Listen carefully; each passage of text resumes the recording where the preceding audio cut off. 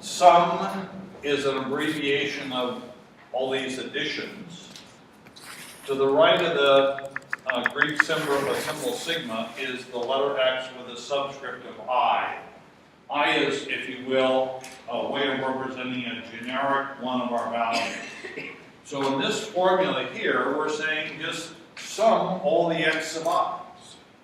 If you've had a calculus class, you might have seen something similar to this, and you would have below the summation symbol, the sigma, you would have I equal 1, and then on the top you would have the symbol n. It's the same idea. In statistics, we're a little more abbreviated in our symbols. So this says sum all the numbers. This is just another way of saying this, and divide by n. Now over here it says sum all the numbers. This right here is the same as that. If I take that sum and I multiply it by 1 over n, that's the same thing as dividing the sum by 1 over n. That's Algebra 101, or something like that, which I'm sure you have long ago forgotten, probably 10 minutes after the exam. Oh, sorry. All right, so there's just different ways of writing the same thing. Okay, now, let's go back to our data. Let's see, for next sizes. And what I'm going to do here is the following.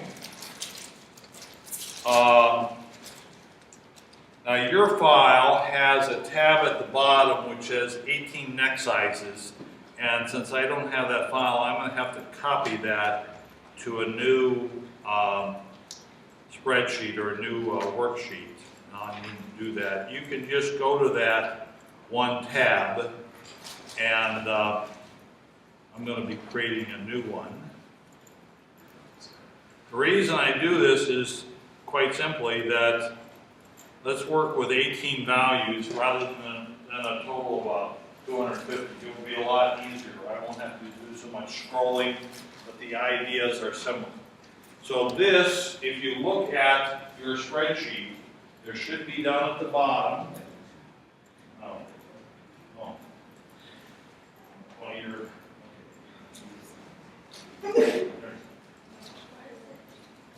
It would be the second tab.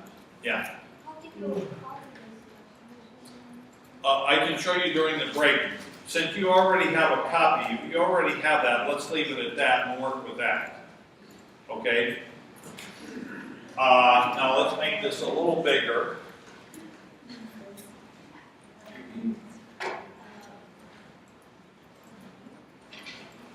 Now here I just have, I think it's, well, I guess I have 19 values.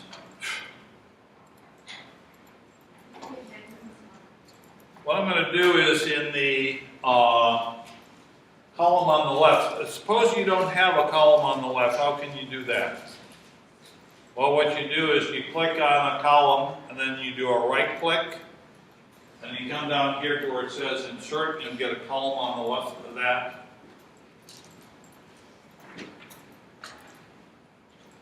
I'm just going to add this in. I'm going to call this I. And then I'm going to have 1, 2, and so forth.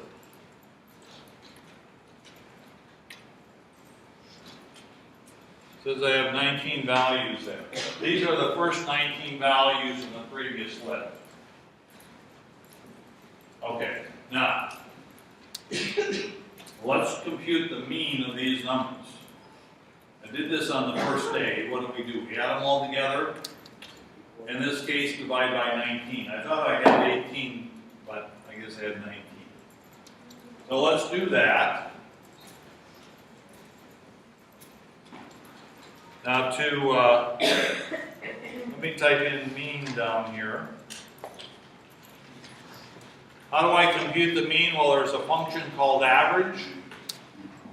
So I enter in an equality symbol, and I start typing in A, B, E. A, B, E, you get a little sub-menu here, a pop-up menu.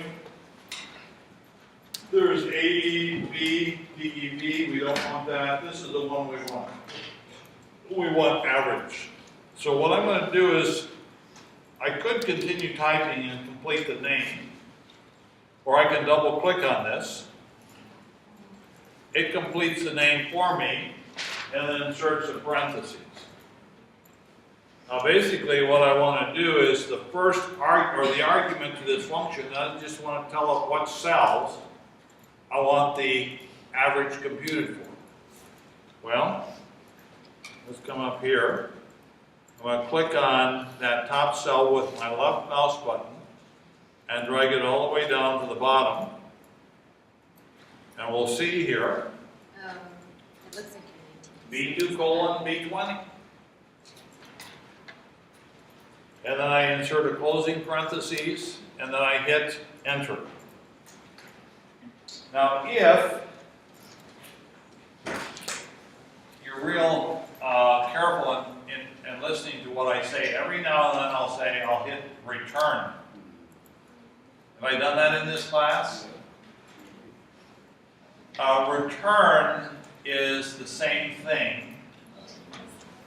And since I spent most of my life being a software engineer on Unix platforms, and I think on Linux platforms, they have a key, rather than called enter, they have a key called return. It does the same thing. Actually, that's, yeah, it does similar things. It's not totally identical, but we're not going to. All right, now. So if I see the word return, I meant enter, if you will. Okay, now, so I'm going to hit enter. And it looks as though the mean next size is 15.04. Okay? So if you add these by hand, divide by 19, you should get the same answer. That's all that we mean by the sample mean, yes. Well, okay. Yeah, ours only have 18 rows. Yours have 18 rows? Yeah. Okay. What I'm going to do here is I'm going to do some fancy footwork. We're going to delete this. We're going to delete the next one. And then we'll do it the right way.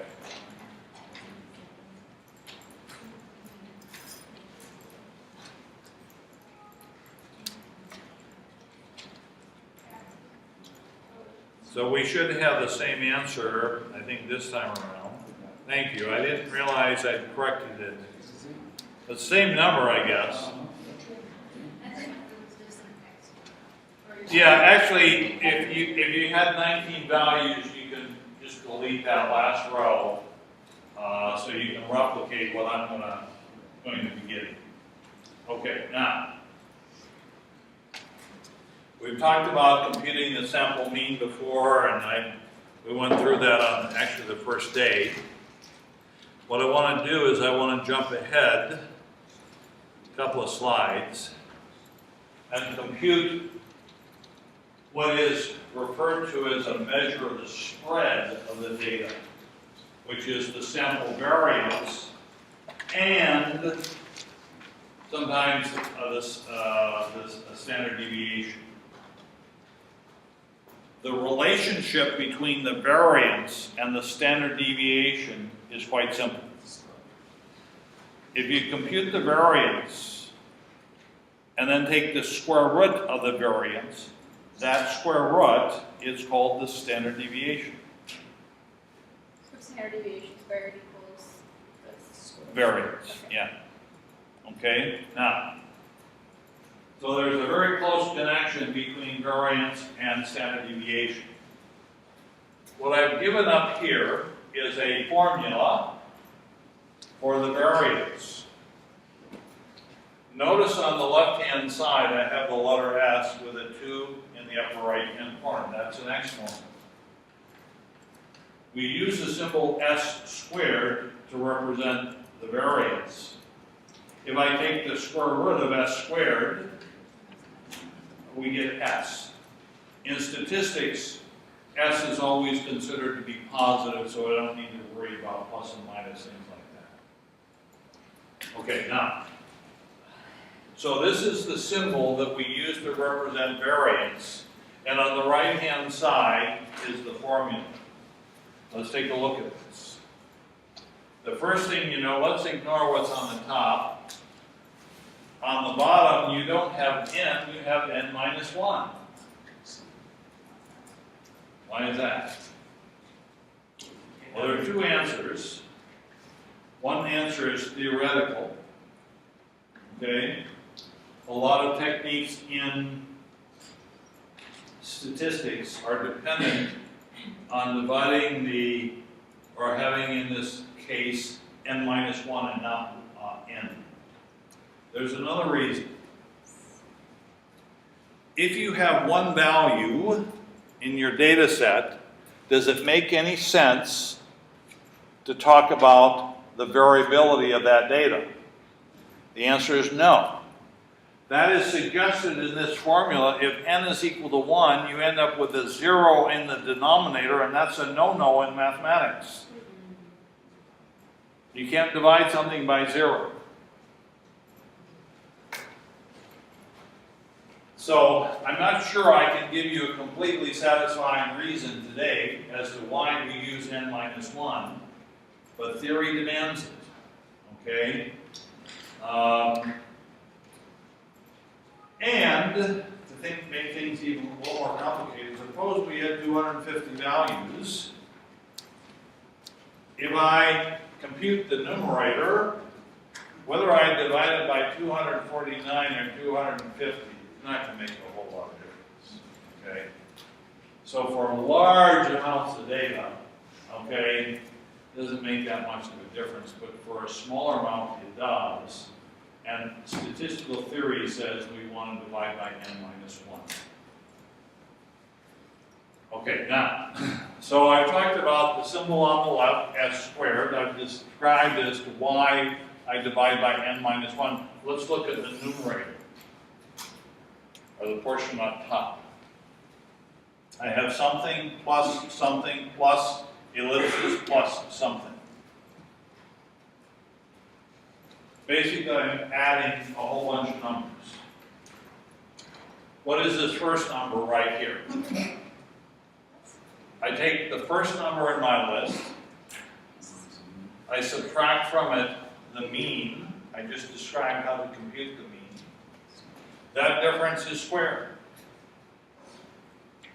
And then I repeat the process for the next number. I take the second number, subtract from it the sample mean, or the mean, and then I square that value. I repeat that. I continue that pattern until I get to the last number, and I take the last number, subtract it from it the sample mean, and that difference then is squared. These numbers then are added, and I divide by n minus 1. That's what we call the variance. Okay, let's do that in Excel. We'll do it several ways. We'll do it the hard way first, and then we'll do it the easy way.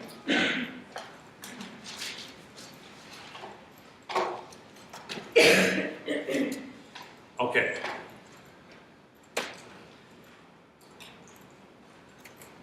Now, this is my first number. What I'm going to do to it is I'm going to take that number and I'm going to subtract from it the sample mean, 15.0. Sorry, what? Oh. Okay, so you're going to have to do it right there. Oh, that's not a problem. Actually, what you can do is click on that, right click, delete. There you go. All right. So I'm going to take this value, I'm going to subtract this value, and that difference is going to be squared. This is how we do that. Let me make this a little bit bigger here. So equals. Now what I want to do is I want to square the difference So I'm going to insert a parentheses. I'm going to click on the cell containing the next size. I'm going to insert the subtraction symbol, and I'm going to scroll down until I get to the sample mean. I'm going to close the parentheses. So basically, within these parentheses, I have the first value minus the mean. To indicate a square in Excel, you follow what you want to do the squaring with an up arrow, or what's called a caret. I think it's above the letter 6. So shift 6.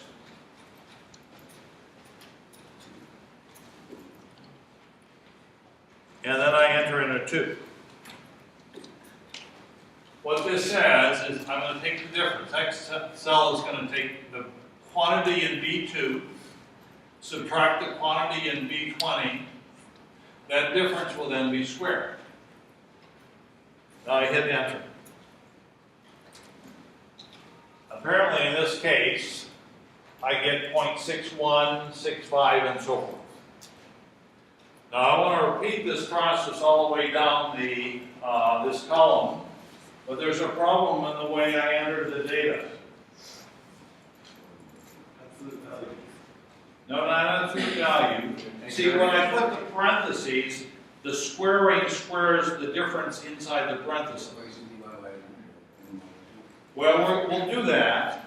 The problem here is when I extend this formula and compute those squares, I don't have a dollar sign in front of my average. So what would happen is it would not be properly updated. So what I need to do, first of all, what I'm going to do, what I've done here is I've double-clicked within the cell, and then I've clicked within the reference to B20. What I want is I want a dollar sign in front of that 20. I could simply type it in, or I could hit F4, and that's what I'll do. And I end up with dollar signs in front of both the B and the 20. That's okay. That will be perfectly okay in this case. So what I end up with then is $B, $20. The reason for it is when I extend this formula down, I don't want that reference to B20 to change. So I hit enter. And now, having properly set up the formula in this first cell, I can move my cursor to the lower right-hand corner. It changes into a crosshair. I can click with my left mouse button and drag that down.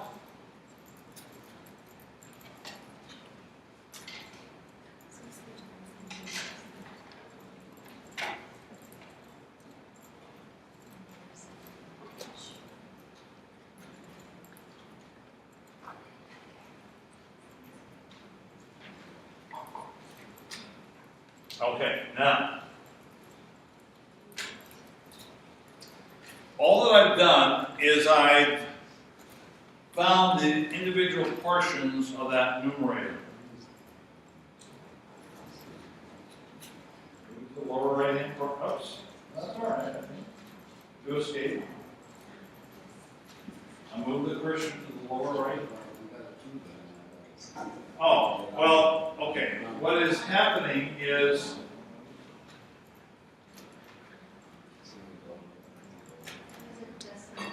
it could be you're displaying it to a different set of decimal Do you want us places. to do 3 decimals or? Well, hold on.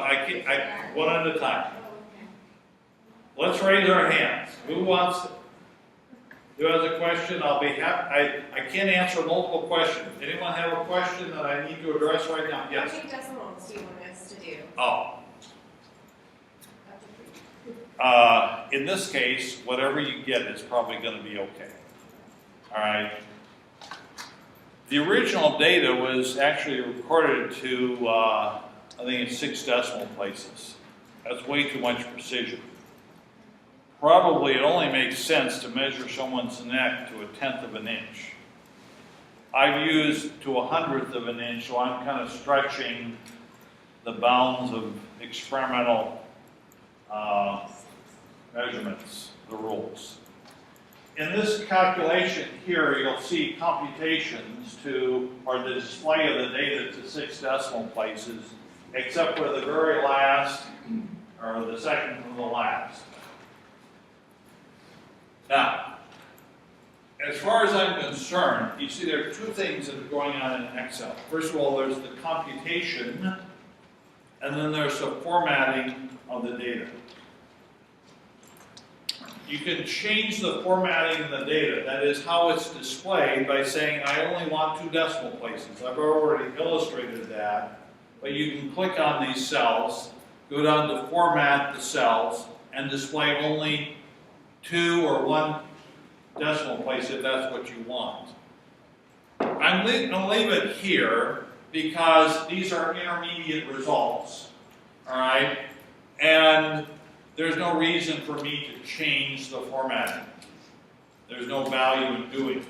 Sometimes when I want to display something so when someone else is going to read it, I don't want to have all this precision, because what happens is I'm giving them more information, if you will, that is warranted by the measurements themselves. You never measure someone's neck size to 1,000,000.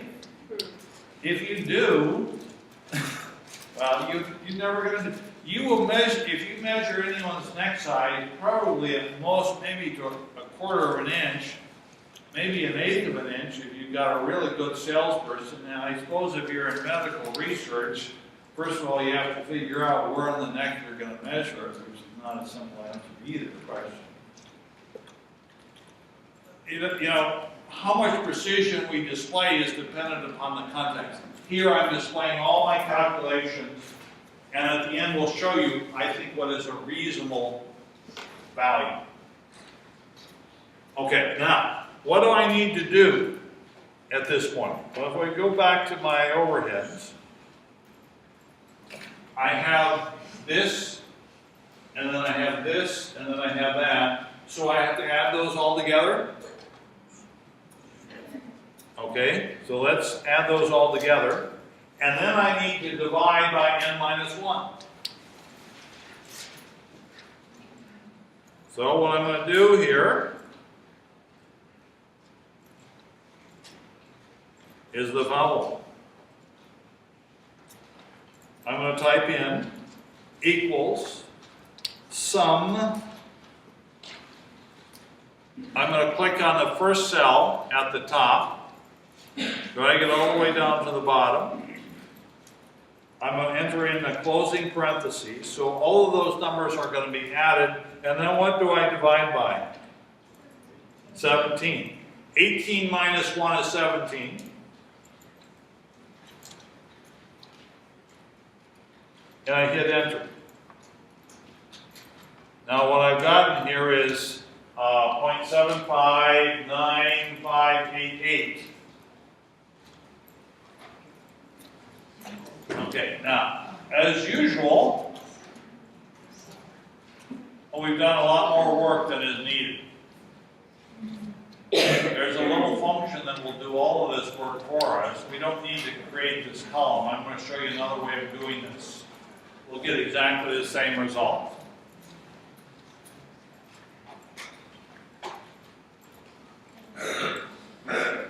All right, so I'm going to do a new computation of the variance, and I'm going to use a function in Excel. So what I need to do is I need to enter in an equality symbol. An equality symbol to Excel says I'm going to compute something. Now, if you're going to compute the variance of something, what do you think I should start spelling? VAR. So if I type in VAR, you will see several choices. The one I want is VAR, followed by a period, followed by an S. The S stands for sample. The P one stands for population. We don't use that.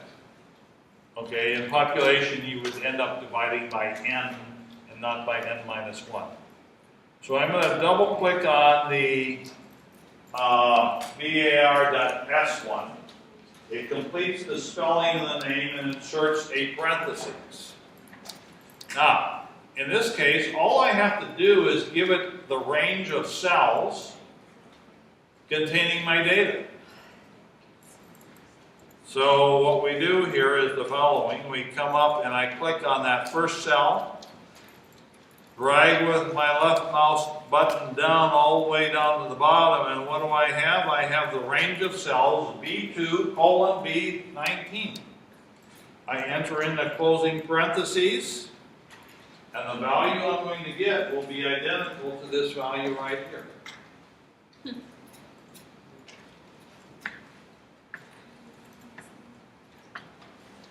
The reason I do this column here is to illustrate what is happening in the formula. Okay?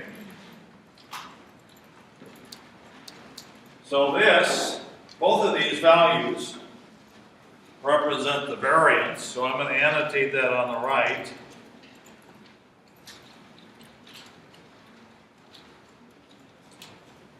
Now, the closely related value, which is called the standard deviation, is nothing more than the square root of this. So what I'm going to do is I'm going to take the square root of one of these cells that has the variance. Now when you take the square root, there are two ways of doing it. One way is that, well, if you're going to do a square root, there may be a function starting SQ. Let's do it that way. Equals SQ SQRT is the one I want.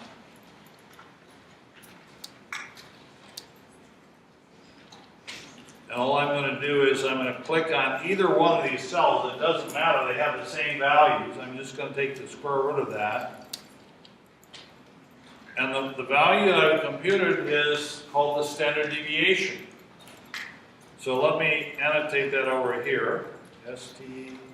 STANDAR, deviation.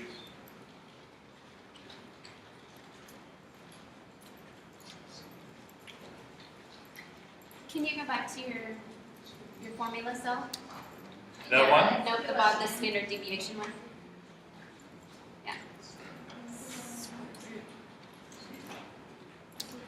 What's the other way of taking the square root using exponent notation? Up 1/2. Yeah. If you take a number and raise it to the 1/2 power, that's the same thing as square root. So you could have taken the reference to the cell, follow it with an up arrow, follow it with a .5 or 0.5. That will compute the square root as well.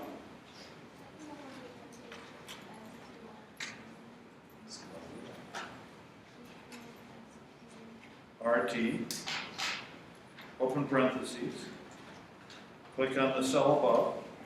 No. Square root of the variance. Yeah. And closing parentheses. Enter. Is that the same as what I have over here?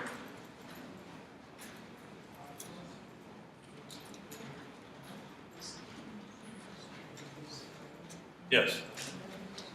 Okay, I know that we obviously should know the formula for this and all that, but you said we can use Excel and stuff on the quizzes and tests. Yes. Are we ever going to need to like show the Memorize complete this work in formula. order? Well, I mean, we can have that sheet on while we're on the Okay. quizzes, yeah. Yeah. But are we ever going to need to like actually write out the whole entire equation for a standard deviation equation, or can we just? You can just do it. Okay. You know why you can just do it? Because you're never going to write it If we're never going to need to write it down ever in our lives. Well, no, there's a very much simpler reason. I've got a lot of gray hair on my head, and it's falling out as we speak.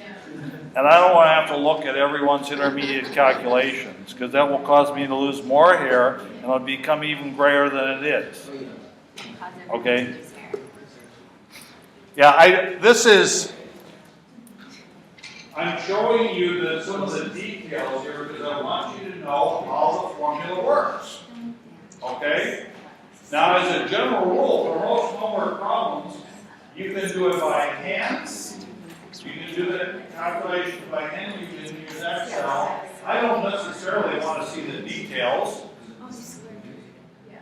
But what you want to be very careful about is if you do it by hand, that is, if you do it with a calculator, or for that matter, if you do it in Excel, make sure you're very careful in your work. Okay? All right. Oh, is that right? Well, if there's a small number of values, I mean, when I was a student, that was a small number of values. And we had to tunnel our way to school. The snow was so deep. No, the snow was that deep.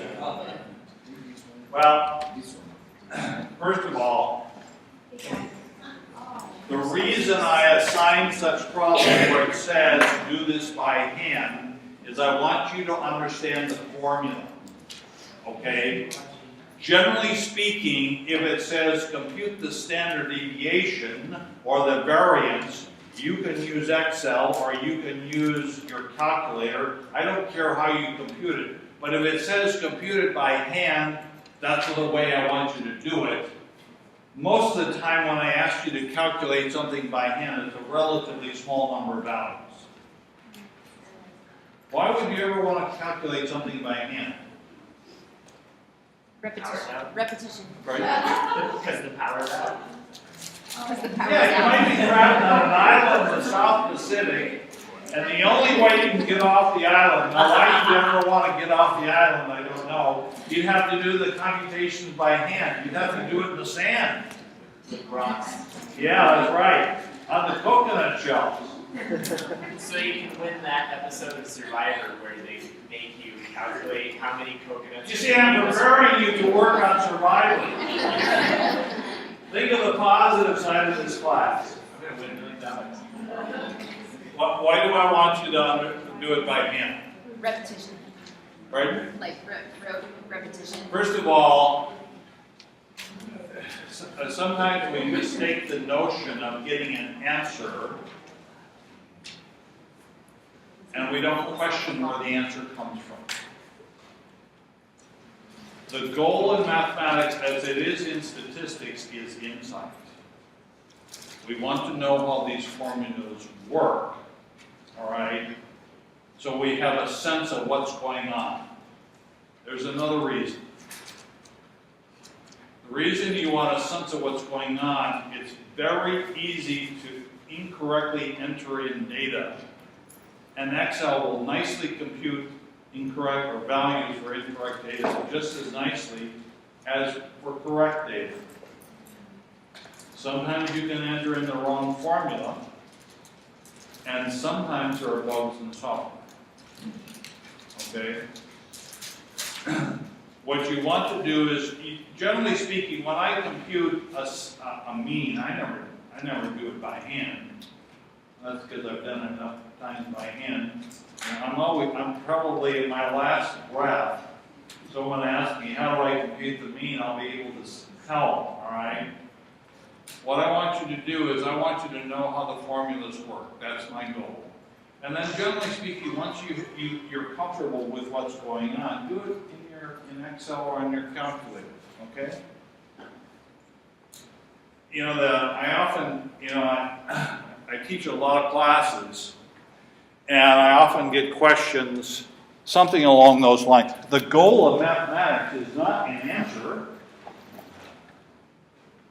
or the mathematical analysis, or the goal of statistical analysis is insight. Insight comes in part from knowing what you're doing and why you're doing it. And that can be quite challenging. It's not simple. But we want to know what's going on and how we're doing it without necessarily doing the calculations ourselves. Yes?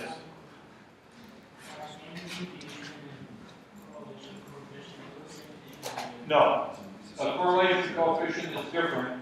We'll get to that a little bit later. You can use the standard deviation in the computation of the correlation coefficient.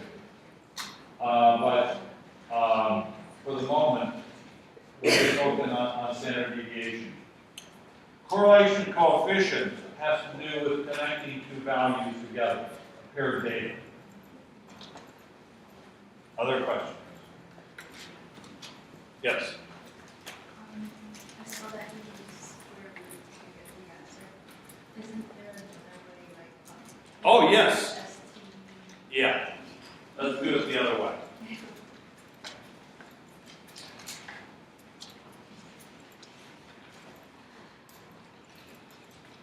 There's a function in Excel, surprise, surprise, that will compute the standard deviation directly. Basically, all it does is it computes the variance and then takes the square root of it, and you don't see any of the details. Equals whoops, STDEV.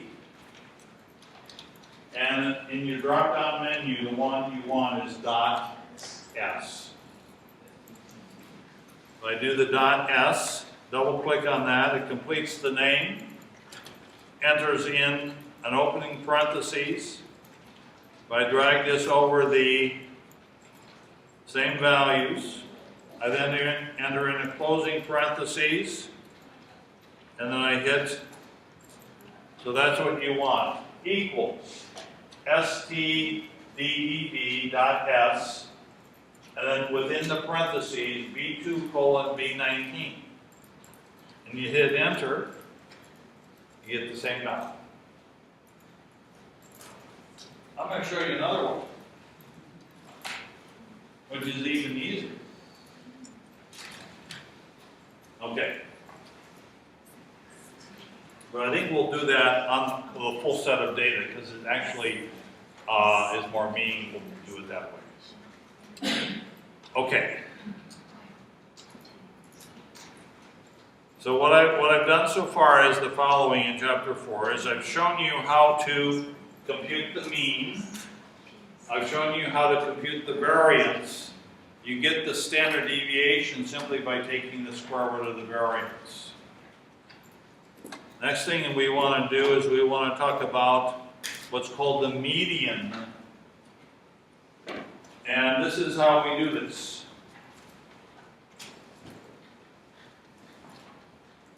When we use the word median, what you want to think about is the following. Somehow someone has put the numbers in numerical order, smallest to largest.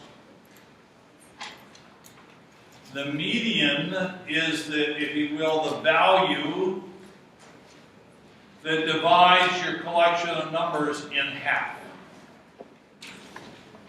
Let me show you how to do that. One way of doing that in Excel. Let's go back to our next sizes. And let's go to the original data here. What's wrong with that? Okay. All right, so this was the original data over here. This is the two full 250 values. The first value is 14.25, 15.16, 13.39. The first thing you know here is the data is not in numerical order. Probably they just had people come in, they had one measure the next, and they said, okay, next. And they brought in another person, measured their next size, and so forth. Suppose I want this data in numerical order. You could do it the old-fashioned way, by hand, or let's do it in Excel. Now what I'm going to do is I'm going to take a copy of these numbers. So I'm going to click on that very first column, drag it all the way down to the bottom.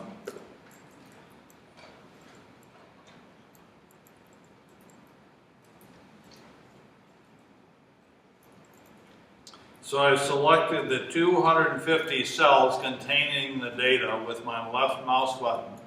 I'm going to right click, and I'm going to do a copy. You can actually do a Control C. Control C will do the same thing. That works in Microsoft Word as well. So I do a copy, and now what I'm going to do is I'm going to paste all these numbers in this next column. If you don't have enough columns, what you can do, you can select up here and do an insert, and you'll get a column to the left of that. I don't need to do that, so I'm just going to do a paste. Those two columns now are identical. The reason I do this is to have the data in the original form. I don't have to do this. What I'm now going to do is I'm going to sort this data in this column here.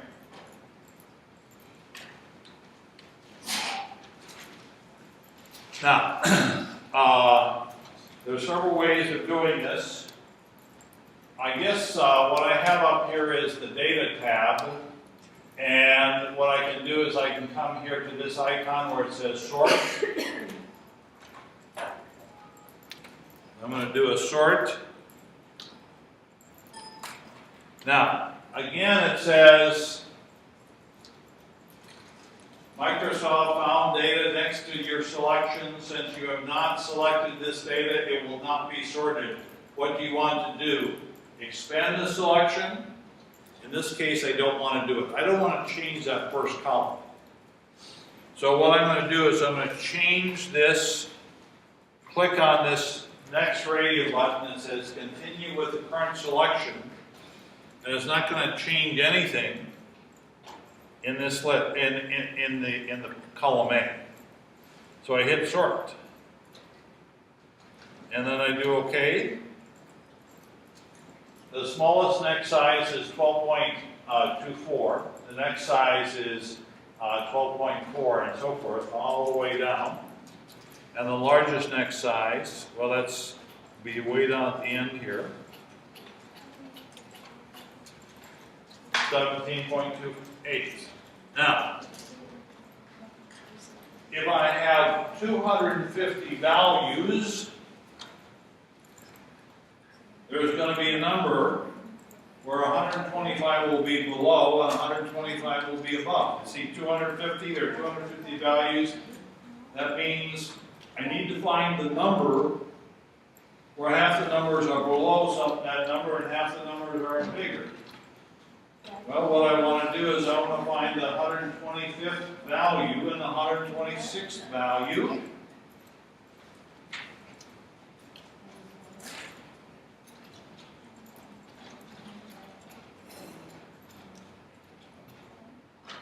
Well, let's see. And if actually that's going to be in rows 126. See, I start in cell or in row 2. So this is the 125th, this is the 126th. So basically I have two values, both of which are 14.96. Basically, if I take and divide the numbers above this, I have half my numbers, and below that I have half my numbers as well. Yeah, you can, now these, if you look in, these probably are, have more precision than this, but basically, if these were not equal, what I would do is I'd add the two numbers together and divide by 2. Okay, now, I'm going to show you several ways of doing this. All right, now the rules for computing median are as follows. Median, M, is first of all it's symbolized by the capital letter M in this text. If x of 1, x of 2, comma, x of 3 are listed in numerical order, so these formulas relate to the numbers in numerical order. There are two cases to be considered. N is odd. If I have, N always represents the number of values I have. If N is odd, this is what we do. This is, now in this symbol here, x of 1 represents the smallest value. This is the next the smallest value, and so forth, and this would be the largest value. If I have an odd number of values, what I do is I take the number of values I have, add 1 to it, and divide by 2.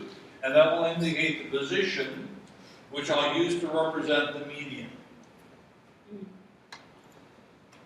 On the other hand, if I have an even number of values, this is what I do. I take the number of values I have, divided by 2, that becomes an index into my list, and then I take what is the same number and add 1 to it, that would be the next number. I take those two numbers, add them together, and divide by 2.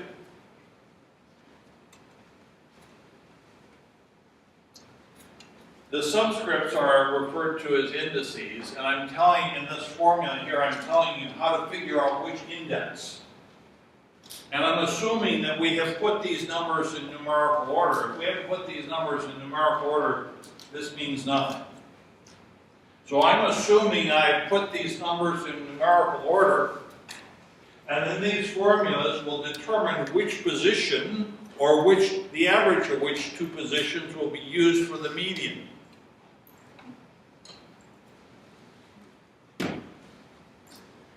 Okay, in both cases, or in either case, we represent the median by capital M. And the only distinction is between whether I have an odd number of values or an even number of values. In the case of neck sizes, you have 250 is even. So basically, once you put them in numerical order, you take the value in the 125th position, add it to the value in the 126th position, add those, and then divide by 2. That's how you determine the median. Now, the median is also a measure of central tendency. It's one way of indicating where the center of the data is. When you have symmetric data, meaning if your histogram looks roughly symmetric, it will turn out that your mean and your median will be very close. There won't be a lot of difference between them. If the median and the mean are significantly different, what that means is the data is probably skewed. Okay, now,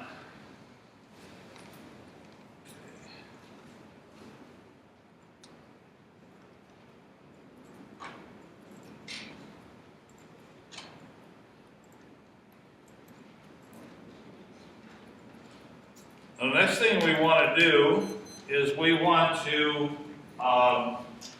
find or describe what are called the quartiles and indicate how we determine the quartiles. And I'm going to show you another easy way of doing it in that sense. Quartile means quarter. When you determine the median, you divide it into two parts. When you determine quartiles, basically you're determining the 4 parts of your data. The first quartile is determined in the following way. First of all, you find the median. That takes your collection of numbers and divides it into 2 parts. To find the first quartile, you take the collection which is the smaller collection, and you find the median of that. That's the first quartile. Say that one time. Say that one time. Okay. If I have a collection of data and I have smallest to largest, and I put it in numerical order. I find the median, okay, which means basically it's the value, half the numbers are bigger than the value I have determined and half are less. Now to find the first quartile, I take the lower portion, or the numbers that are smaller than the median, and I find the median of that collection there. So you take half and divide it in half. To find the third quartile, what we call the third quartile, you take the upper portion of the numbers and find where the center is for that.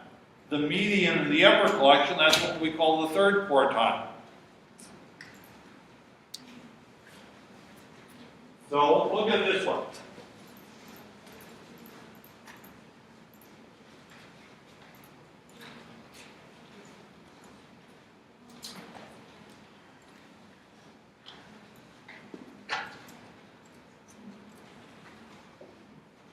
Imagine, if you will, that each one of these marks indicates a value, and I put it along the number line, and then the number line, numbers to the left are smaller and numbers to the right are bigger. The median, what you do is you come along here until you have half your numbers below and half your numbers above. To find the first quartile, what you do is you take this portion and again divide it in half. So that half the numbers are below and half the numbers are bigger. To find the third quartile, the third quarter, we look at the upper half and we find what value divides this collection of numbers in half. That becomes our third quartile. That's basically what we're doing. So finding quartiles, first quartile and third quartile, is basically just using a smaller collection of numbers and using the idea of a median. That's all that's involved in finding the quartiles. And that's what I've done up here. A rule for determining quartiles. Determine the median of all values less than the median. This is the first quartile. Determine the median of all values above the median. This is the third quartile. So not including the median though? Oh, excellent question. Well, on Saturdays, you flip a coin, and if it comes up heads, you include it. And if it comes up tails, on Saturday, you don't. And then you invent some other rule. Uneven? Okay, you can do it both ways. Okay.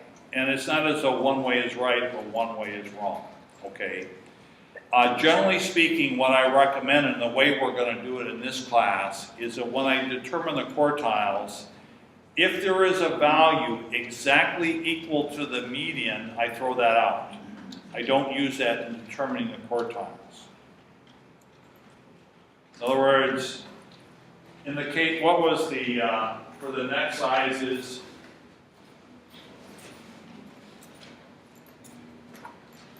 let's go down to here.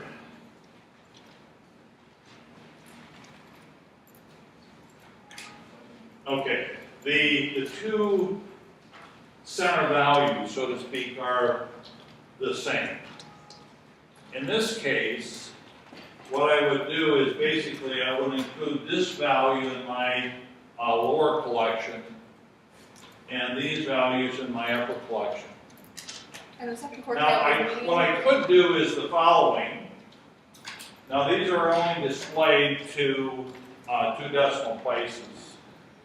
It wouldn't be totally off base to throw away all values equal to 14.96.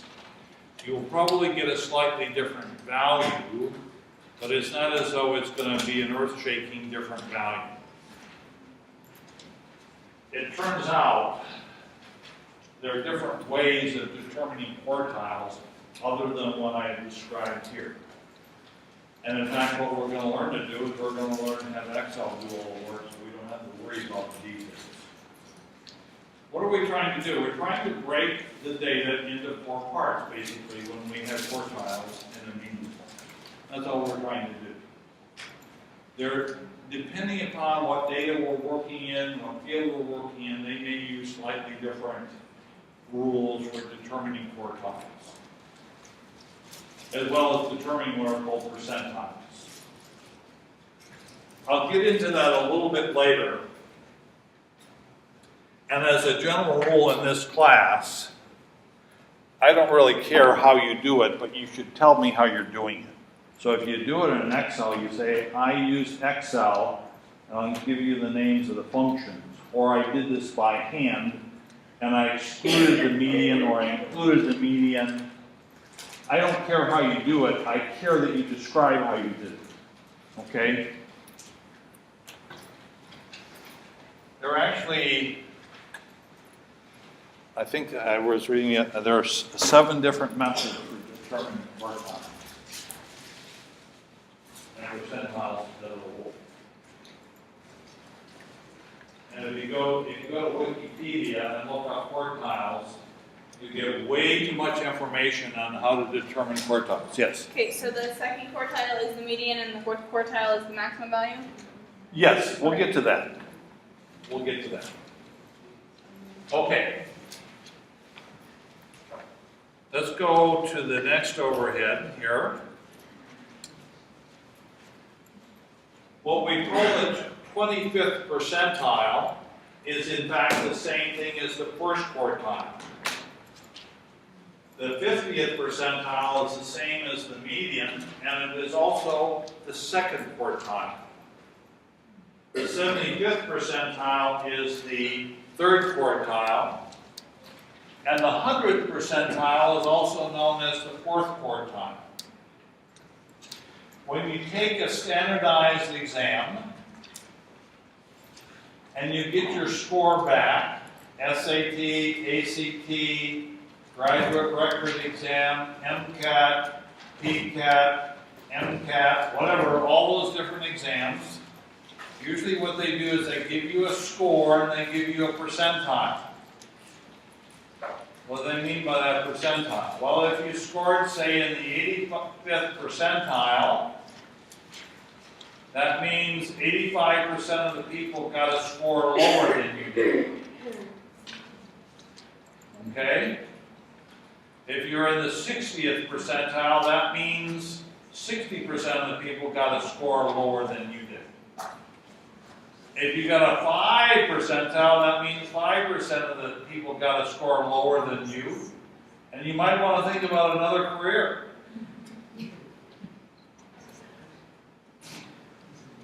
Especially, what's the medical, MCAT is the medical one, is that right?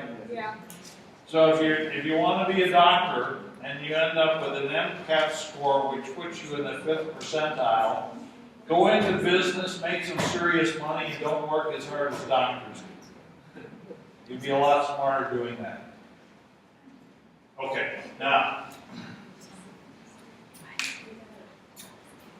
let me show you how to determine all these quartiles and have Excel do all the work. Let's go back to our next size data. And I'm going to scroll to the top. Oops. And I think we'll work over here on the right-hand side. Okay. Now I determined the minimum previously. It turns out there's another function in Excel that will determine the minimum value, and it will also determine the quartiles as well. So what I'm going to do is I'm going to repeat the determinant of the minimum. That's also sometimes referred to as the 0th quartile. We'll figure out what the first quartile is. We'll figure out what the median is using the function quartile. That's also known as the second quartile. We'll figure out the third quartile. We'll figure out the fourth quartile, which is also sometimes defined as the maximum value. So let me just type in minimum, M-I-N. I'm going to type in Q1 for the first quartile, M for the median, Q3 for the third quartile, and max for the maximum. That just indicates, if you will, what I'm going to compute. Now, In the very next column, I want to enter in a 0, a 1, a 2, a 3, and a 4. I'll explain what's going on in a moment. Think of this 0 as representing the 0th quartile. This is the first quartile, second quartile, which is the same as the median, third quartile, fourth quartile, which is the same as the maximum.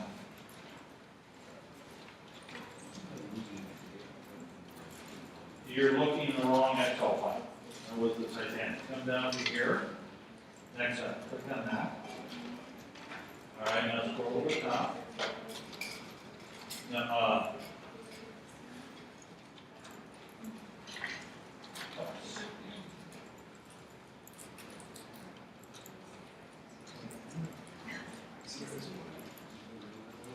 yeah, okay. Now, I'm going to re-annotate this and I'm going to put in parentheses Q0 there. I'm going to put down here, re-annotate this Q2.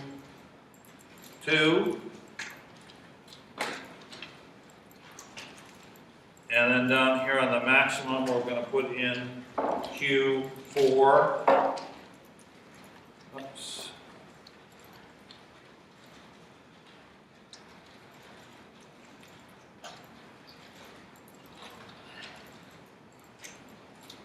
So these numbers here are basically coming from the quartile I'm determining. The minimum is sometimes referred to as the 0th quartile. The median is sometimes referred to as the second quartile, and the maximum is referred to sometimes as the fourth quartile. Well, if we're going to determine quartiles in Excel, what do you bet there is a function called quartile in Excel? Equals QUAR. If you type in that, you will see 3 examples here. The first one is quartile.exc. The next one is quartile.inc. And the next one is simply quartile. The one you want to use is the second one, quartile.inc.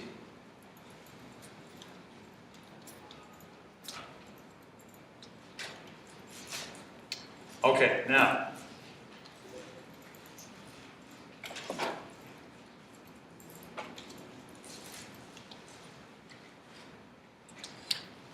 what we now want to do is we want to tell it the data that we wanted to determine the quartile of. Well, that's this data right here. Now, what I'm going to do here is the following. The first cell containing data is in A2, and the last one is A251. I could click and drag over all of those, but since I already know what the cells are, I'm just going to type that in. A2, colon, A251. Whoops. All right. So,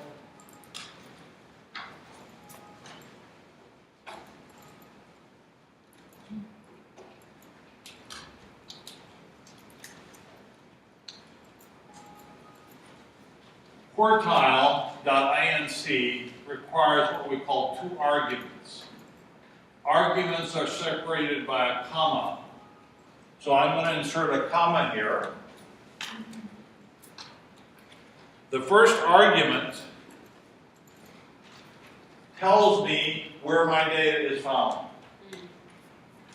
The second argument is going to refer to this cell and tell it which quartile I want. So what I'm going to do is I could type in a 0, or I could click on the cell containing the 0.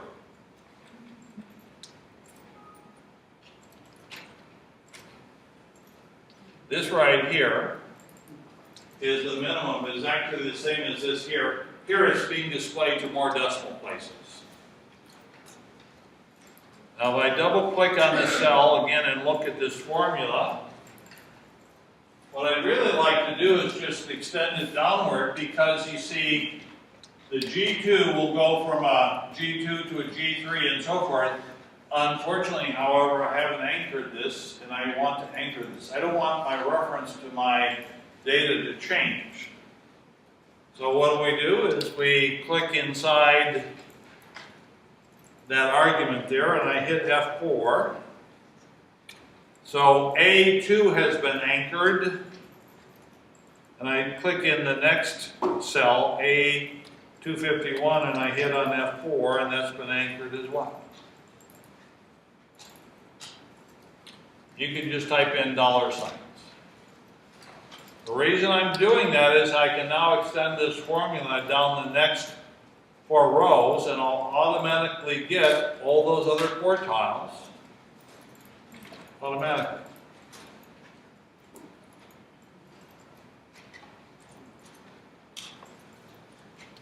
See, the maximum is the same, at least to the number of decimal places displayed. I think I didn't compute the median, but the median apparently is, well, this was, if we look at the data on the previous page, or on the compressed, let's see, how did, yeah, we figured out the median was 14.96. The first quartile is 14.3, and the third quartile is 15.5. If you do this by hand, you should get similar, but possibly not identical results. And that's because of the fact that determining quartiles is actually kind of different formulas that are used, okay? But you should get similar values. Anytime you have a large number of values, you ought to get pretty close to what any other technique will give you. Yes? On question 15 in the homework, it says you have to do it by hand. Do we really have to do it by hand? Yeah. Sorry. I'm sorry, what? Well, okay. How would I determine these values by hand? I have to put the data in numerical order. The smallest value is Q0. The largest value is Q4. How do I figure out the median? Well, I find out half the values, okay? In other words, if I think of my numbers from smallest to largest, median is the number that cuts them in half. Then to get the first quartile, I take the lower half and find the first, or the median of that.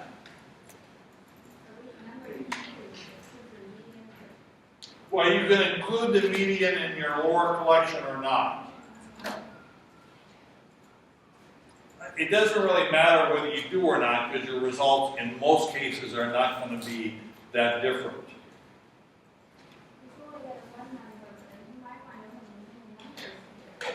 I'm sorry. Right. Well, that's a different story. Okay. This right here is a different story altogether. Okay.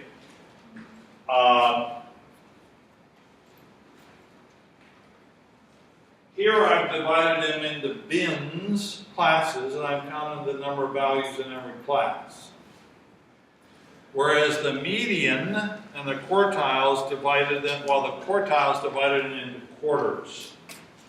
Actually, what you could do is you could get the same results by using 4, let's see, now wait a minute, I gotta be a little careful.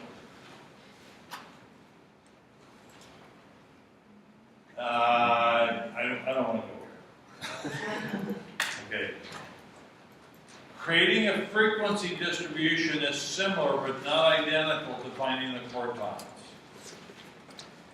There's similar ideas involved. Okay, now,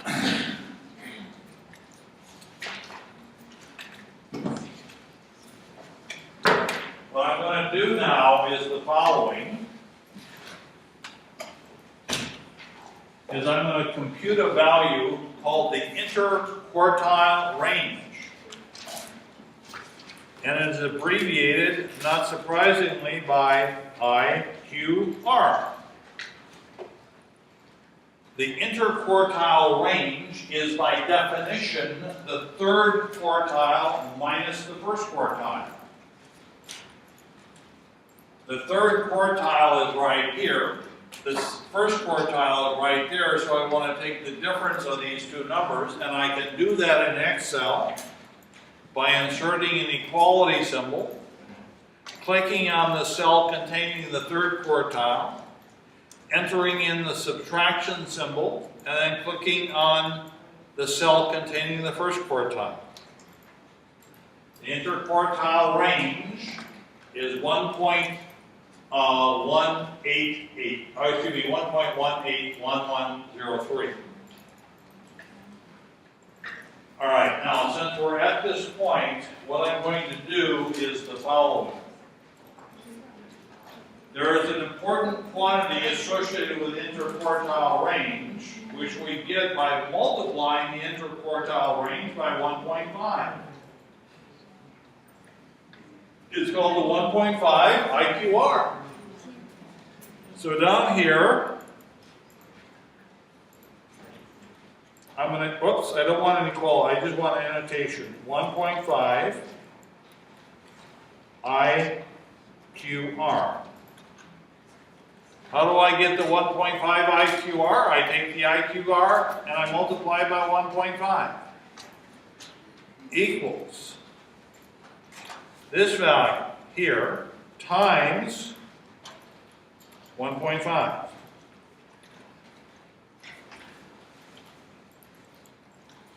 So the 1.5 interquartile range is 1.77.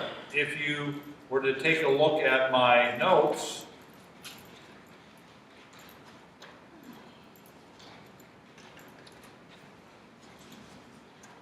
interquartile range is the third quartile minus the first quartile. The interquartile range is a measure of the variability or the spread of line data. It's not a perfect measure, it's just a measure that's commonly used. Why don't you take first quarter minus the fourth quarter? Well, yes, you could. The range is by definition the maximum minus the minimum, which is also the fourth quartile minus the 0th quartile. There's an important expression in statistics that goes as follows. A difference is a difference only if it makes a difference. The maximum minus the minimum is by definition absolutely equal to the fourth quartile minus the 0th quartile. Okay, maybe I ought to put that in my notes, but let's not go there. Okay, yes. So one more time, the 1.5. Where does that come from? Yeah, why is it? There was a guy by the name of John Tukey, T-U-K-E-Y. John Tukey was a statistician at Princeton. And if you get really involved in statistics, it gets really complicated.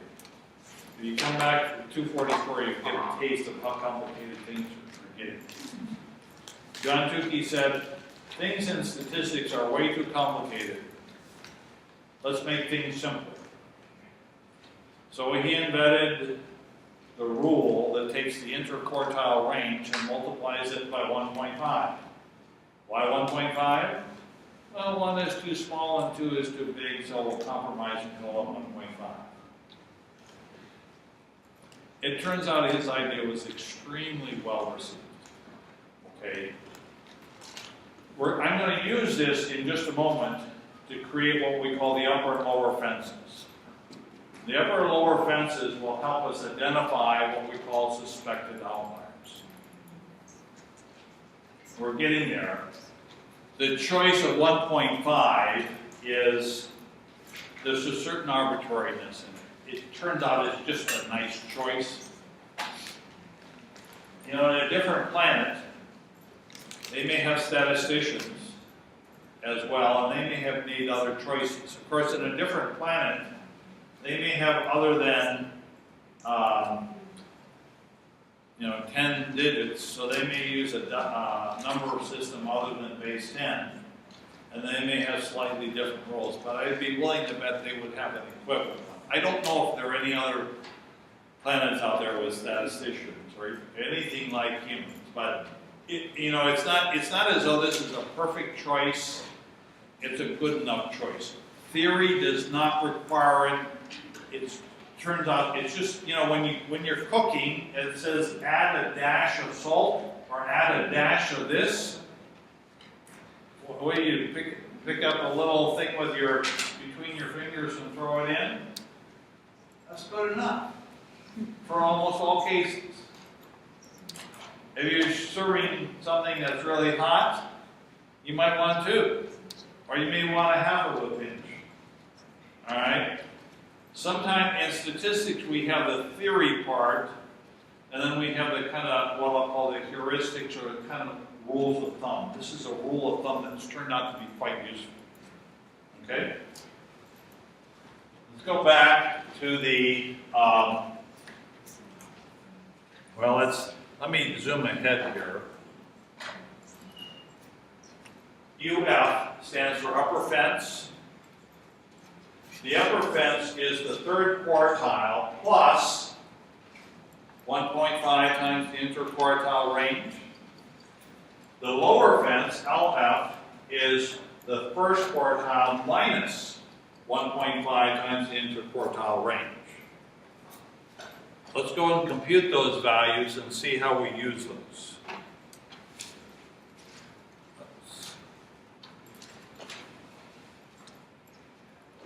All right, the upper fence, or the lower fence, I'll do the lower fence first. LF, an abbreviation for lower fence. What I do is I take the 1st quartile and I subtract from it 1.5 times the interquartile range, which is this value right here. I'm just going to subtract this 1.77. Now the upper fence is computed by taking the 3rd quartile and adding to it the 1.5 times the IQR.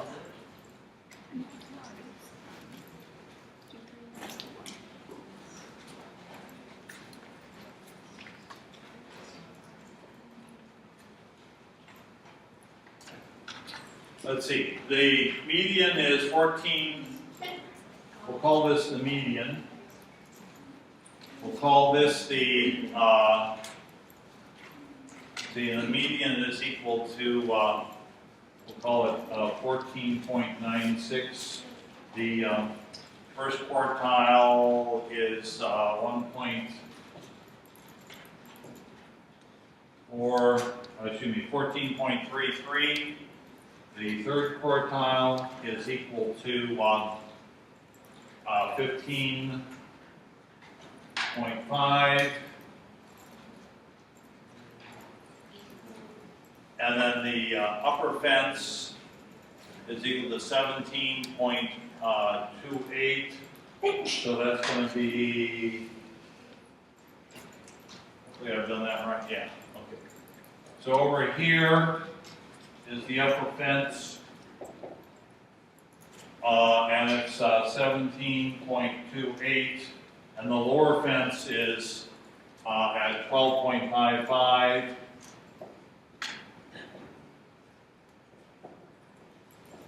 Again, think of this as being the number line. Smaller numbers are on the left, and I've identified where the quartiles are, 1st and the 3rd, and the median, which would also be the 2nd quartile, and I've indicated where the lower fence and the upper fence is. Why is the lower fence 12.55? Well, the lower fence is obtained by taking and subtracting from the first quartile this value here, this value here, by definition. Okay, now,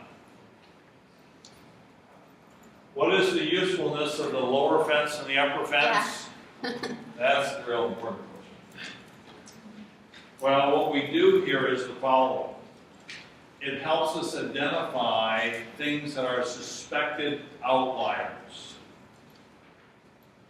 If we have any values larger than this or smaller than this, we identify them as suspected outliers. Okay? All right. Now, this is a heuristic. It's a rule of thumb that's it's just been widely adopted in statistics. You know, statistics has been around for a long time. There's a kind of separate academic discipline that's been around for maybe 120 years. The rule for finding the upper fence and lower fence was invented by a guy by the name of John Tukey, and I think he wrote this up probably in the 70s. And it's just become very popular, and it's because it helps simplify a lot of thinking about numbers. That's basically why. There's some very powerful ways of doing statistical analysis which are heavily based on theory. This is not based on theory, it's just based on kind of some nice rules of thumb. Why not? I mean, cooks do quite well by having nice rules of thumb. Now in statistics, you actually use both. You use nice rules of thumb and you use theory. It's not as though one is better than the other. They tell you slightly different things, all right? And they can tell you different, things can tell you, you know, it's quite useful by using this kind of simple rule. Okay, now, in this case, do I have any outliers? The answer is yes. If we were to, let's make this a little bit smaller. See, the lower fence is at 12.55 and so forth. I actually have two individuals that are outside the fence, so to speak. We saw that in the histogram, where we had those little bars way on the left. This is another way of identifying individuals that seem to be different from all the others. Now, if we have apparently two males, at least as it was recorded, their neck size were 12 and a quarter, basically 12 and a half. I don't know, was this good data or was this real data? We don't know, but what this rule tells us is a way of identifying things that seem to be a little bit different from everyone else. That's what this rule does for us. Okay. Now, are there any values above this? Well, I do have some values that are 17.28, but it's not as though it's a lot bigger than this upper fence. So I would probably not identify any individuals here as being above the upper fence and thereby being, if you will, outliers on the top side. Okay, now, in addition to this information here, we often represent this graphically using what's called a box plot. Okay? This is how you create a box plot. I'm going to use exactly the same kind of scaling here. In creating a dot plot, this is what we do, is we assume we have either a horizontal scale or a vertical scale. The author tends to use a vertical scale, and for whatever reason I use a horizontal scale, but they're both valid. what I'm going to do is I'm going to create a vertical line associated with a median. And I'm going to create another vertical line associated with the third quartile. And another line associated with the first quartile. Now I haven't drawn this to scale, so if I were to be careful, my actual representation might be a little bit different than what I have here. Now what I do is the following. I indicate where my maximum value is, and my maximum value is equal to, let's see, it's about 17, okay. So it's going to be about right here. And I'm going to draw a little line that begins at the center of the rectangle here, out to the maximum value. Now on the left-hand side, what I'm going to do is I'm going to draw a line, not to this minimum value, 12.24, but I'm going to draw it to the value that still remains within the lower fence. So what I'm going to do here is I'm going to draw a line like this, and then I'm going to put a little 2 circles over here on the left associated with these smaller values. This is what we call a box plot. And I'm going to show you some better box plots, and the author has a number of really good box plots. Let's see, how much time? Okay. A box plot is often used, all right, to briefly describe data in a data set. Its principal value is when we compare several data sets together. I have an example of that, and I'll get to that in a moment. But to create a box plot, you need to know the quartiles, you need to know the minimum and the maximum, and you need to know the lower and the upper fence. These things right here are sometimes referred to as whiskers. The whisker begins at the side associated with the third quartile and extends out to the maximum, provided this maximum is less than or equal to the upper fence. If the maximum value exceeds the upper fence, what I do is I just draw a whisker out to the largest value that still remains inside the fence, and I put circles associated with values outside the fence.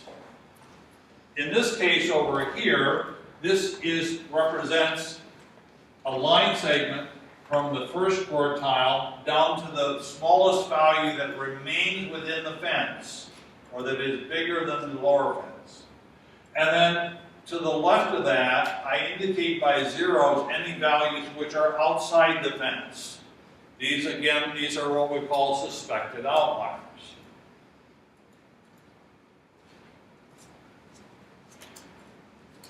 Let's see how this might be helpful in comparing several data sets.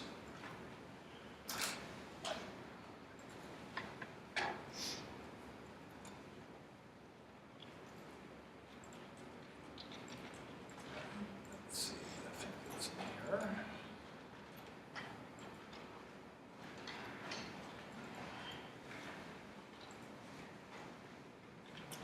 Oh, now I have to search. How did I do this here?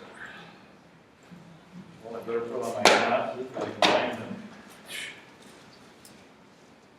Did I leave my glasses out there someplace? Probably did. Oh well.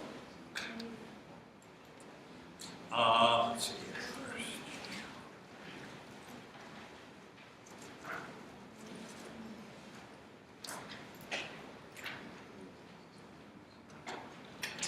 Oh, it's going to show that. I'll tell you what we should do here. I haven't given you a break. Let's take a short 5-minute break, and then I'll locate these files. And yeah, so let's take a maybe 5-10 minute break, and I'll figure out where these files are. Oh, we'll get to that. Okay.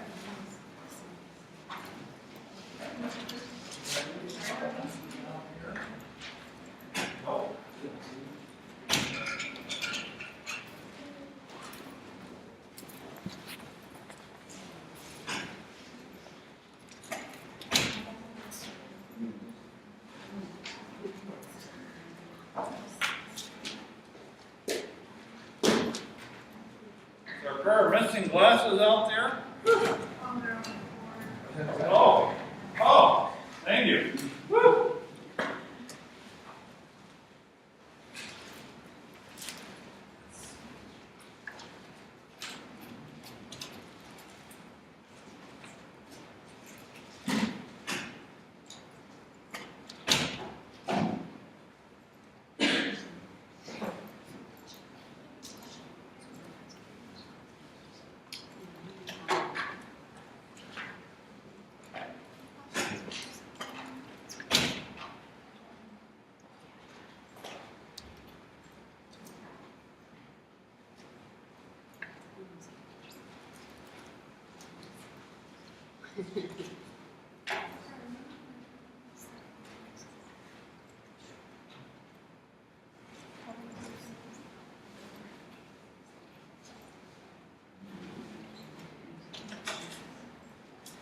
That was a long time. Not that long. I've been out of high school longer than you've been alive.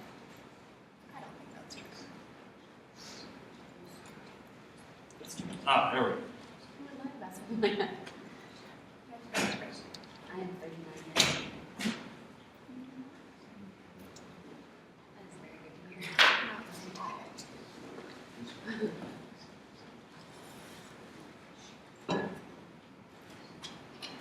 That's very good to hear.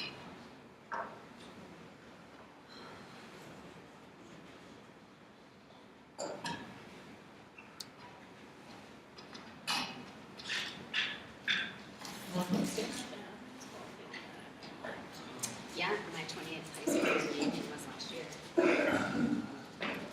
I didn't go. Or it's 21. You will be. I know. It's not like it's very exciting anymore for me though, because my boyfriend's angry, so I wanted to drink it. I guess we can't go in bars or gamble really, but Meh. who cares? Yeah, there'll be plenty of time for that. Plenty of time for that. Gambling. I didn't know you had to be 21 in the casino. There are some casinos that as long as you don't order drinks, they won't check your ID. But they, you know, Oh, right, because they want you to drink. and also casinos that are on Indian reservations, you can go to first. And Canada. Right. There's always that option. Or you can drink if you want to. Yeah. Which I'm pretty sure in Canada you're allowed to go in bars no matter like almost how old you are. You can go in bars I think when you're like 14, but you can't drink there. Hilarious. Which is crazy to me. I'm here from Texas, and they have a law that you can go in bars with your parents if you're under 21. They don't also have that law here. They also have laws here that no one follows, and my sister found the law and she tried to go into the bar, but they wouldn't allow her to. If you're married to somebody who's over 21 and you bring your marriage document, you can go in too.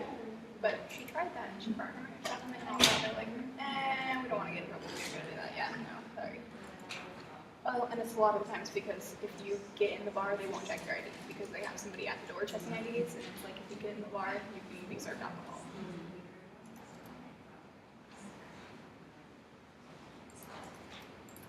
Which is stupid.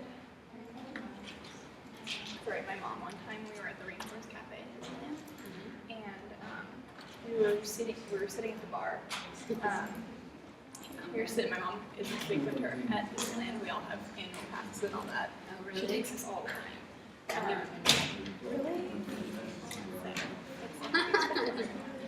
But anyway, we were at the Rainforest Cafe and we were all sitting at the bar before we had been seated at our table because there's always like a 2 million trillion bajillion like wait even if you have reservations. And so we were all sitting at the bar and obviously the bartender didn't serve me a drink, but my mom had 2 drinks in her hand and we went back to the table and she put one in front of me. So then when the waiter got there, they were like, "Oh, I see all you guys have been to the bar already." So then they thought I was over 21, so they allowed me to order drinks and stuff all night. That's okay. Yeah. I think if you're with your mom. Yeah, I know. My mom used to not care, used to care like a lot until my sister turned 18 and moved out of the house, and she started drinking all the time. Then, well, I don't drink all the time at all. Like I'm not a drinking type of person. I got that out of my way in like freshman year of high school, which is really bad, but. Yeah, my sister, when she moved out, as soon as she moved out, she like got drunk every night, like weeknights too, and she was the opener at my work, and she would be over and would sleep through her alarm, so she almost got fired. Well, it's because my mom owns the daycare center or whatever, that she didn't get fired, otherwise she should have gone there. Because in the daycare center, when the opener doesn't show up, parents are waiting outside the doors for somebody to come and lock the doors, and if no one's there, then it's like And so they would call my boss, and my boss would have to run down, which she lives in like Forestdale, and then the daycare center's in Beaverton, so it takes her like half hour to get there. Not only that, she has to wake up, dress her kid, get ready for the day, and come out there at 6 in the morning. What the parents say, and she doesn't get there until like 6:30. I mean, obviously she can call people a little bit closer, but it's 6 o'clock in the morning. Who do you think's gonna answer their phone? Like nobody, especially if you see your boss calling. Like, no way, I ain't coming in right now. Like, oh, I slept through your call. I'm so sorry. But anyways, she, a couple times she didn't show up, and so she, but. Anyways, my mom was obviously kind of definitely against me drinking because I was only 16 at that point. But when I turned 18, I was still with my mom. Actually, when I was 17, she took me and my best friend to Disneyland. And my sister had stolen my Camelback. I had a Camelback and I would always carry water in it or whatever. She stole my Camelback, put an entire bottle of Sky vodka in it, and put like a can of Coke in it. Or whatever, and was drinking off of it all night, and then, well, not all night, but like we met it up with each other at the opening of the open of the park, or whatever, drinking in amusement parks. I know, you would think, but then my mom, I saw that she had my Camelback on. I was like, "What are you doing with my Camelback? Like, give it back." She's like, no. And I was like, "Can I drink your water then?" And she's like, yeah. After I took a drink, like I knew it obviously right away, and I like swallowed it. Did not put like face on because my mom didn't think I never drank before. Or well, no, she probably knew I drank before, but she was not okay with it. So I didn't like make a sour face or anything. But it was like an entire bottle of vodka to 1 can of Diet Coke. Wow. Yeah. Go with Diet Coke. Yeah. And so I took a sip or whatever, I took a drink, and then I like, obviously I thought it was water, so I was chugging it at that point, and then I realized I like blink and like pull off or whatever, try not to make a face, and then my mom starts cracking up laughing, and my mom only laughs like that when she's drunk. So I was like, okay, my mom knows, and she just watched me take a drink of this and it's laughing your ass off, and I just took a drink. And so then she, after that, she was like, Okay. you can have 3 more drinks. That's it. And it was the I used data we went on from the text associated with problem number 5 on page 99. So, in problem 5 on page 99, they have several box plots associated with pizza prices. And basically, remember that T next to the 5 means that the original data is on an Excel plot. They don't ask you to analyze the data, but this is where I got the data from. What I did is I created histograms of pizza prices associated with these 4 different cities. Now what this was the price of an individual slice of pizza from apparently some company that distributes pizzas in these towns, and I think what they do is they probably deliver them frozen, and then at probably maybe a 7-Eleven or something like that, they pull one out, stick it in the microwave, zap it for a few minutes, and that's what they sell as a single price. I'm not sure, but that's my guess. Now, if you look at the histograms associated with the prices of pizzas in these different cities, this, and that, in fact, all of them are relatively symmetric. Baltimore looks to be a little bit different, maybe slightly skewed to the left. In Chicago, it looks like we have some outliers. Okay? And this graph here, or this graphic, was created in R. You don't have the ability to do 4 things at once, but in R you can actually do that. I'm just trying to illustrate a point. Now, if on the other hand we look at the box plots that are created from this data, and again that's in your text, but I had my R software do it as well, and I think that's probably what the text did. These are the box plots associated with the same cities, Denver, Baltimore, Dallas, and Chicago. And we can look at these box plots and immediately see that the price of pizzas, whatever brand this is about the same in Denver, Dallas, and Chicago.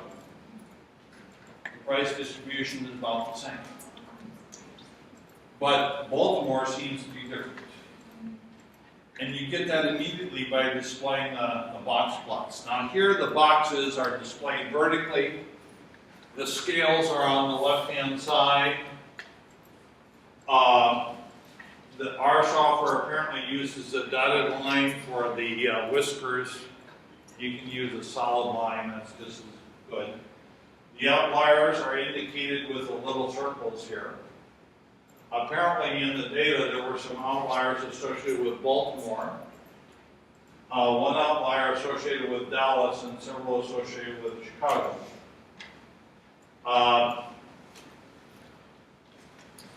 You know, if you were the person actually analyzing this data, you'd probably want to ask, well, what happened right there? What was so different? If you could. You may not be able to figure that out, okay? But obviously there was some data associated with the sale of pizza prices in Chicago that's very different from all the other prices. Circles, again, are indicated by suspected outliers. The nice thing about this is I don't get lost in the details of the histograms. If I go back and look at the histograms, I think I have the same scales used throughout. You can kind of see that these are roughly centered about the same places, and you might notice if you look closely that Baltimore has shifted a little bit to the right relative, or the center is shifted to the right. Again, that's the value of a box plot. Here, I kind of throw away some of the details. 50% of my values lie between here and here. And it looks as though these just are the same. Okay? Now, you can actually do very sophisticated statistical analysis of this data. But it looks like you can learn a lot of stuff just by doing a relatively simple analysis, creating box plots. Okay. I'll display these, at least the histograms on the class website. The box plot is the same basically as what you have in your text.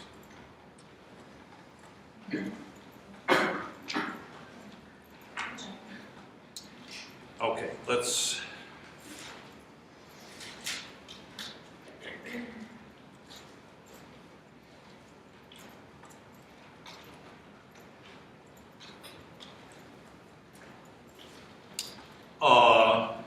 wrap up the ideas in chapter 4. what is called the five number summary, are 5 numbers associated with a data set. The minimum, the first quartile, the median, the third quartile, and the maximum. So when you see the expression 5 number summary, what that means is someone has done some computation and provided those numbers for you. The 5 number summary is not the data itself. Let me say that again. The 5 number summary is not the data itself. It's a summary of the data. We use the 5 number summary as a kind of a brief description of our numbers, and we can also use them to create the box plots. Outliers. Outliers are numbers that are a little different from everyone else. That may be real data, or it may be incorrectly recorded data. If it's real data, it may be the most interesting data you have. The word resistant is used in chapter 4. Resistant means a statistical measure that is not influenced by the outliers. The median is not influenced by the outliers as a rule. The interquartile range is not influenced by the outliers as a rule. How do we determine the median? We don't use the value of any outliers, we just figure out how to divide the collection of numbers in half. Whereas when you compute the mean, you actually use those values in those outlying potential outliers, suspected outliers, in the computation of your mean. So the mean will be influenced, as well as the variance and the standard deviation will be influenced by these outliers. Whereas as a rough rule, the outliers are not. Or they don't have a lot of influence, if you will, on the median or the interquartile range.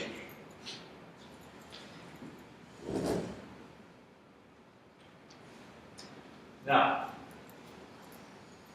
I've given you basically 2 ways of looking at data.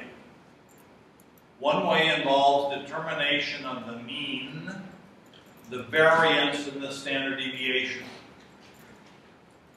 The other method includes such things as the median, the quartiles, the interquartile ranges, and so forth. When we want to describe data, we might choose one or the other of these descriptions. The description we choose is often based upon whether or not the data is symmetric or not. If we have data which is symmetric in terms of either the histogram or the box plots themselves, will kind of suggest whether or not you have symmetry. But typically, if we have symmetric data where the histograms look kind of, you flip them and you don't see a lot of difference, we use the mean and the standard deviation. The mean describes where the center of the data is, and the standard deviation is a measure of the spread. It's like a rule of thumb. Now, we also use mean and standard deviation in statistical inference, which we will get to a little bit at the end of this quarter, and if you take 244, you'll get it a lot.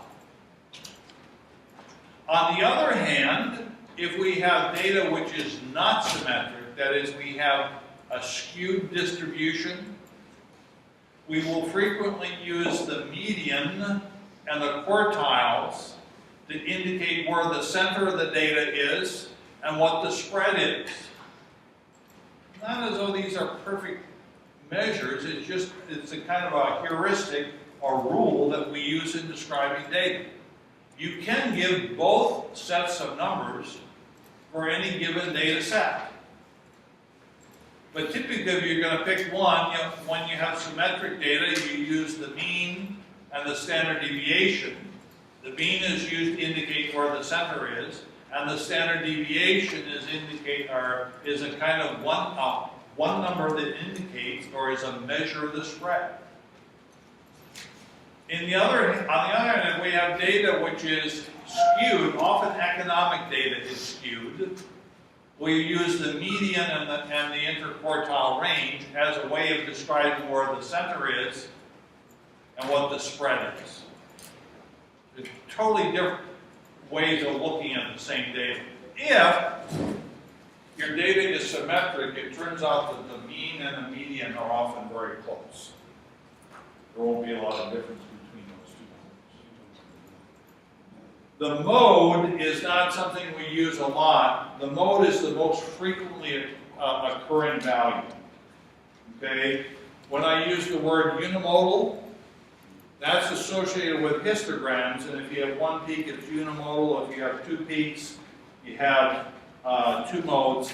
You have to be a little careful interpreting histograms because you can have up and down. What you want is a kind of rough summary. Does it look as though it's, bimodal, or does it look as though it's unimodal? The number of classes you select in creating your histogram will influence what it looks like. It's not as though there's a simple answer how many classes or how many bins you should have. You try one and you try and find one that seems to make most sense.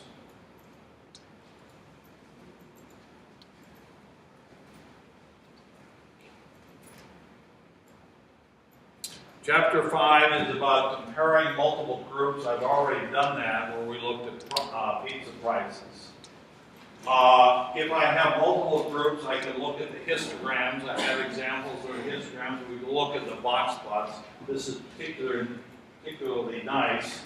I don't know if we have time. We'll look at stem plots. We haven't talked about this stem plots yet. We haven't talked about dot plots.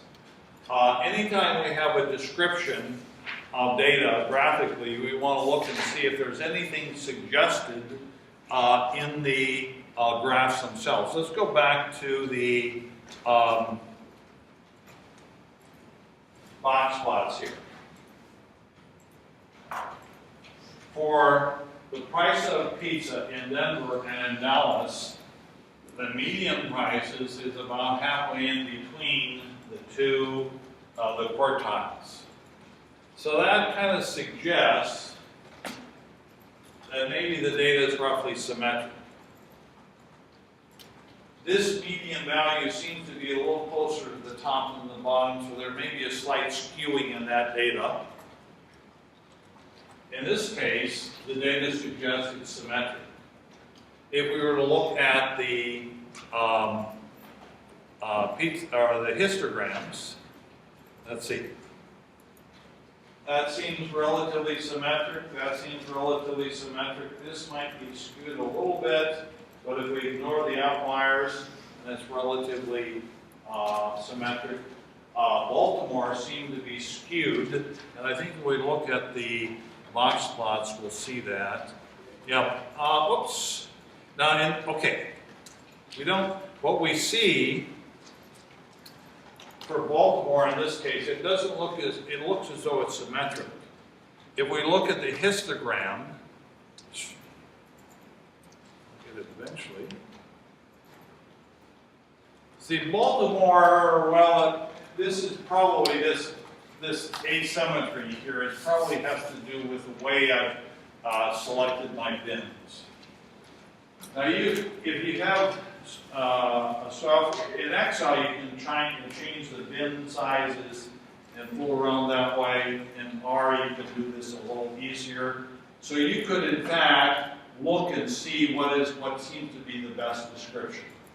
None of this data is terribly skewed, I wouldn't say that.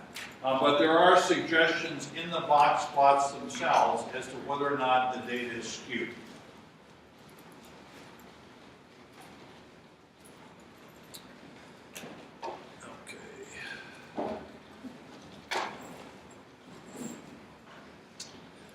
We've talked about outliers, and I've used the 1.5 IQR rule to identify what are outliers. Basically, just reviewing what I said is, first of all, the upper fence is abbreviated in this formula by UF. Upper fence, we take the third quartile, Q sub 3, and add to it 1.5 times the interquartile range. The lower fence, we take the first quartile and we subtract from it 1.5 times the interquartile range. The only thing special about 1.5 is that John Tukey said, I think this is a reasonable value. If we use 2, that would be too big. If we use 1, that would be too small. So we'll compromise it all at 1.5. If you become a famous statistician, you can invent your own rule, and maybe other people will adopt it. Now, what has happened is that some people have invented what they call a 3.0 interquartile range. What they do is they look for extreme outliers. All right?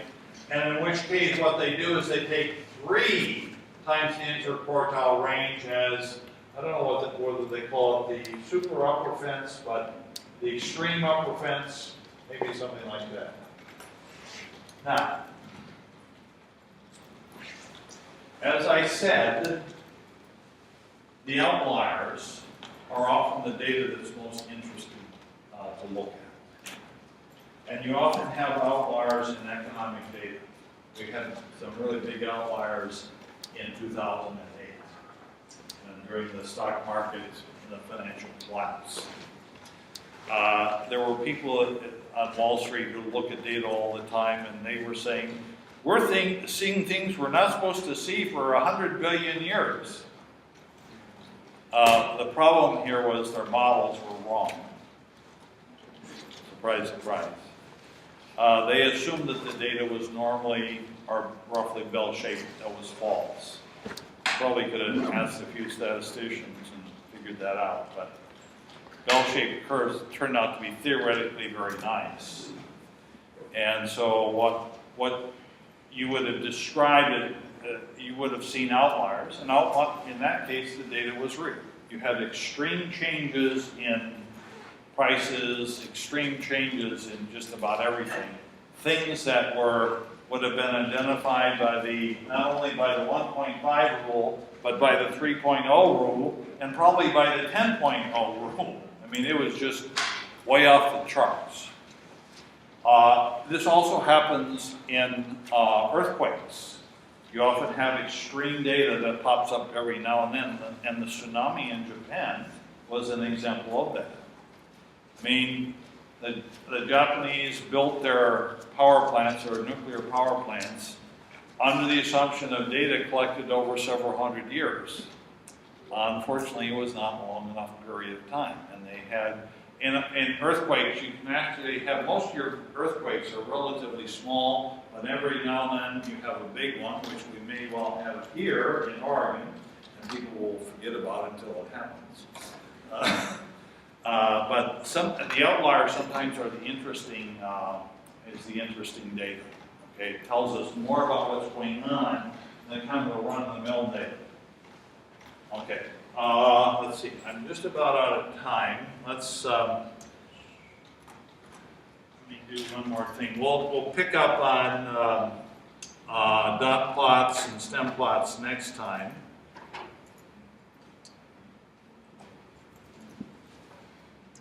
I'm going to quickly go through a couple of, let's see.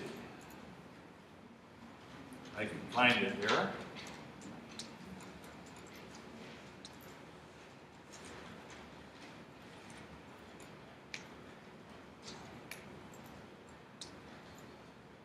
Maybe I can't. Let's see. Did you take attendance? No, I didn't. Okay. Should I take attendance? Yeah.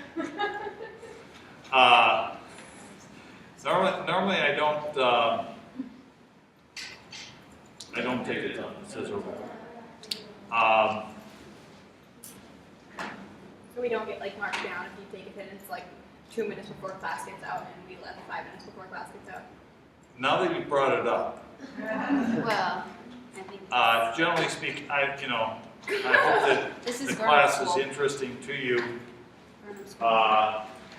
This is another interesting graphic about energy flow in the United States. I don't have time to go through the details. You can find this online. The left side represents the what's called primary sources of energy, petroleum, coal, and so forth. It goes into these usages, and actually, when you convert energy from one form to another, most of it ends up being not usable.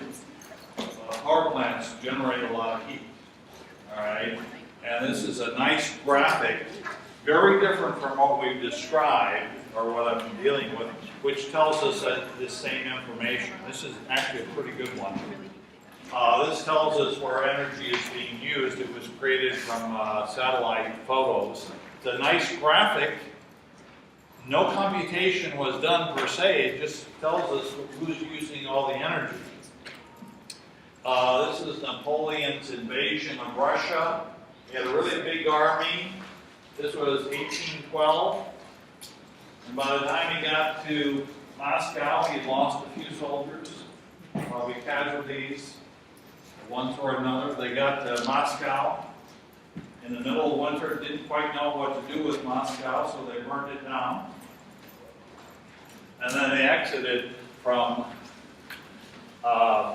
Russia. And the width of this line indicates the size of his army as he left. Why was his army decimated? Well, partly it had to do with the fact that he's incurring casualties, okay? And I don't know whether that means they were sent back. I suppose if they were sufficiently wounded, they were sent back, or whether they were left on the battlefield to die, I'm not quite sure. And then on the way out, he lost a lot of his army because it gets really cold in Russia. Remember, if you invade Russia, it gets very cold there in the winter. Right. And you see the temperature plotted along here. This graph was created in 1850 by a French engineer by the name of Charles Minard, M-I-N-A-R-D. If you do a search in Google, you'll come up with his name in Wikipedia. This is the concentration of CO2 in the atmosphere. This is what we call a time series representation. The up and down is the breathing in and out of the biosphere as it brings in carbon dioxide during the summer and the growing season, and then in the fall, as things decay, it gives it off. This is a measure in the northern hemisphere. It would be reversed for the southern hemisphere. This is the Arctic sea ice, the minimum, or the extent over the January through December. In 2012, we had a really low spot in September. The black is the average from 79 to 2000. The blue is the average from 1981 to 2010. So we had really big drops in the extent of sea ice in 2002. I don't know what happened in 2003. 2013. This is a graph that appears in your text. This is a better representation. Crimea is again in the news. In 1850, the British, French, and Turks were fighting the Russians. And Florence Nightingale went to Crimea because there were a large number of soldiers dying in the hospitals themselves. What they did is they acquired diseases, and she said, let's just improve the sanitation. And you can see here results. The blue, which represents death due to preventable diseases, was reduced dramatically because of her work in the field. And she went to Queen Elizabeth and she said, you know, I think we got to take better care of our soldiers. And she used the information, and she actually used the previous graph to represent it. This is a little better. Those are my solar energy panels. I think it was probably 2012, on how much power I'm producing. This was power produced in a given month of, I guess this was September of 2012. It dropped dramatically here. Apparently that was a cloudy day. This was a cloudy day. And I don't know what happened here. I think this data had not yet been recorded. This is what we call a time series. Now this is the result for June 26, 2012. Apparently it was partly cloudy. The clouds would come in, block the panels. No power is produced, so you see dramatic declines, and then the clouds would clear and I'd produce a lot of power. On September 25th, it was a pretty good day for producing power, except somehow, at what's to be about noon, it was covered by clouds. All right? That's the end. All right, thank you. We'll pick up here.